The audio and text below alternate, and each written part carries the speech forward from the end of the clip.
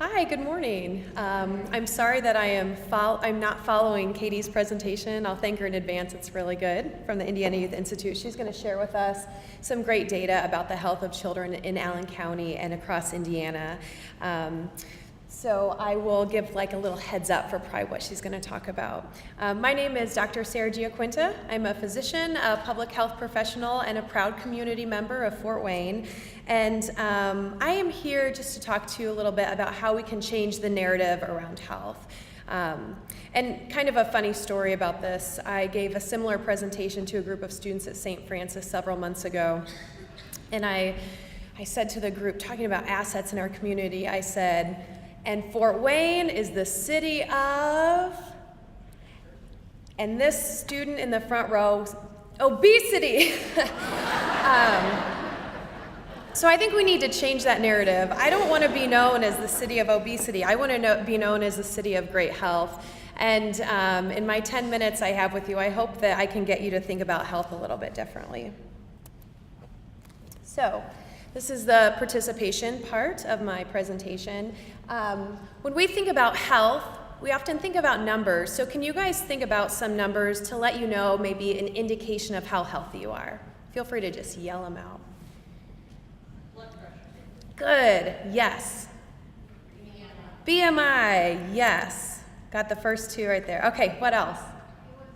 A1C, right in order. Couple more. Yep, cholesterol, blood levels. No one's gotten this one yet. Age, it's another one. What about zip code?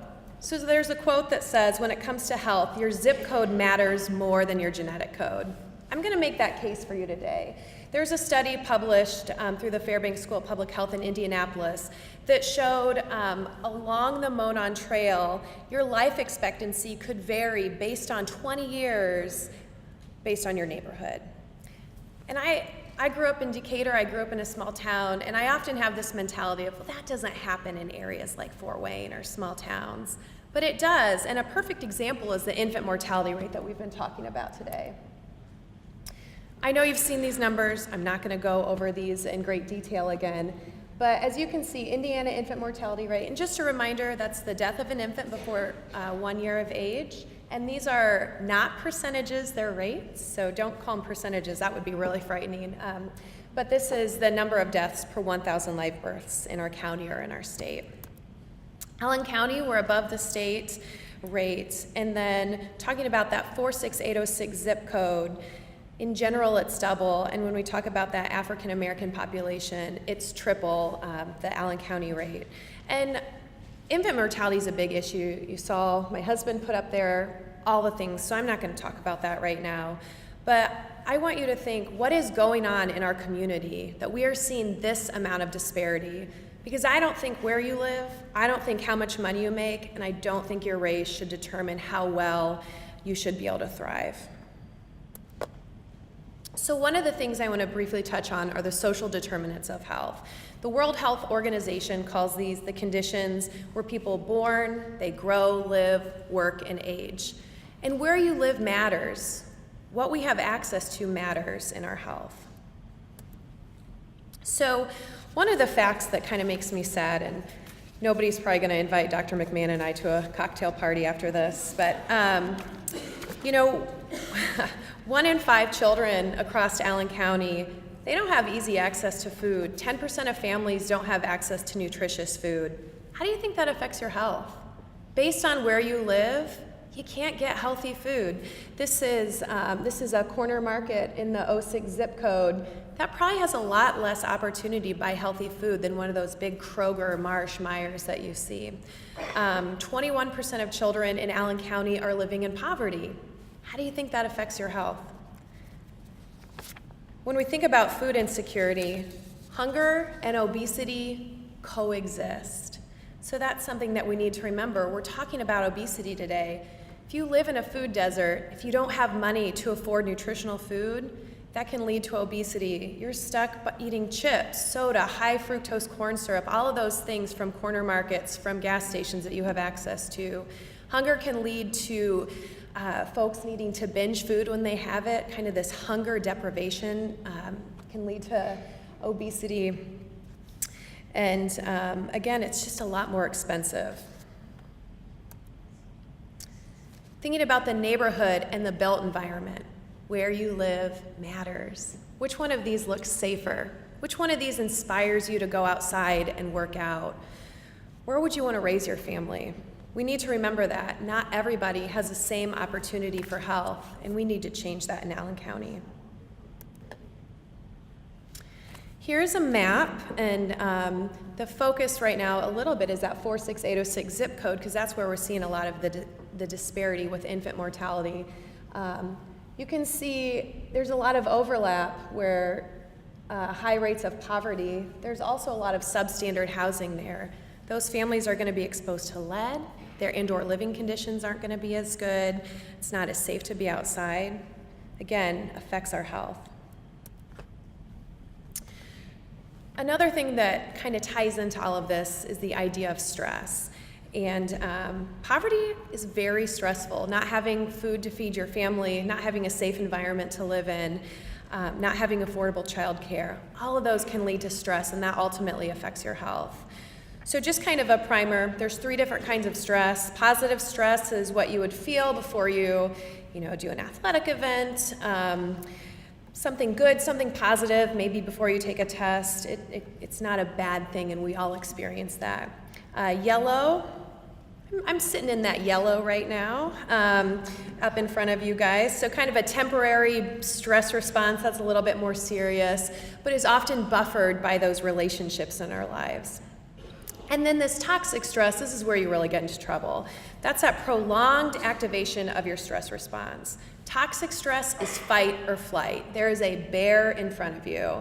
And we have families living in Fort Wayne that are always living like there's a bear in front of them. Their body is always active, like they're in a fight for their life. And that leads to long-term health effects. How many of you guys have heard of adverse childhood experiences? Great, that's almost all the room. So there was a study done in the mid-90s, and what they found was the more trauma that you are exposed to as a child, it can affect your health later in life. You can't really see this that well, but the categories of trauma that are up there, it's around abuse, neglect, you didn't have everything you needed when you were growing up, you had a parent die, divorce, living with somebody with substance use disorder. So all of those are examples of trauma. I don't have any Allen County specific data, but 1 in 8 children suffers enough trauma, and that can cause lasting damage to their health and development as they grow into adults. So what does trauma cause? It is unbelievable the amount of things that childhood trauma is associated with. And this is kind of a moment that I just had this aha moment. What are we talking about today? We're talking about cigarette use. We're talking about obesity, early smoking, fetal death. We can prevent all of that. We can treat our children early, and I think there's a lot of power in knowing that we can change the course of this for a lot of the children in our community. So, one of the things that we can do, and this is where I get really excited, the number one thing that we can do to counteract these adverse effects of trauma, they just need relationships. You guys can do that. We are in a room full of community members that have the opportunity to have relationships with our youth and our teens and our children. A positive, safe, nurturing relationship is all it takes between a child going down that road of substance abuse, of all of those hard decisions they have to make later in life, to thriving. And the speaker before me just had an excellent example of what relationships can do for children. So I challenge all of you, you don't have to be the parent. You can be parent, grandparent, teacher, social worker, pastor, youth leader, big brother, big sister. You all have the opportunity to change the course of children in our room. Because our history, it will always influence us, but it doesn't have to define us. So, my 3 takeaway points, my call to action for you. Understand who you are serving. Just as we talked about earlier, We want to talk to people about healthy living, eating, exercising, taking their medicine. If they don't have a stable home, if they don't have access to those things, it's not going to be a priority. We need to know where people live, and we need to know how to get access to the care that they need. Be a role model, be a mentor, show up for these kids, because you can make the difference. And we really need to change the narrative from what's wrong with you to what happened to you. Kids that have experienced trauma, they act out. They have different coping mechanisms. They just act differently. And I think it's a really natural thing to do, to start placing blame. What's wrong with you? Why did you make that decision? But we all need to take a step back and really think, what happened to you? Why are you acting like that? And I think if we just do those three things, we can really see a big change in the children of our community. So I'm the director of the Children's Health Collaborative. I have material on social determinants and trauma out there if you need anything. Write my email address down if you want to get involved. And just remember, it's easier to build strong children than to repair broken men. Thank you.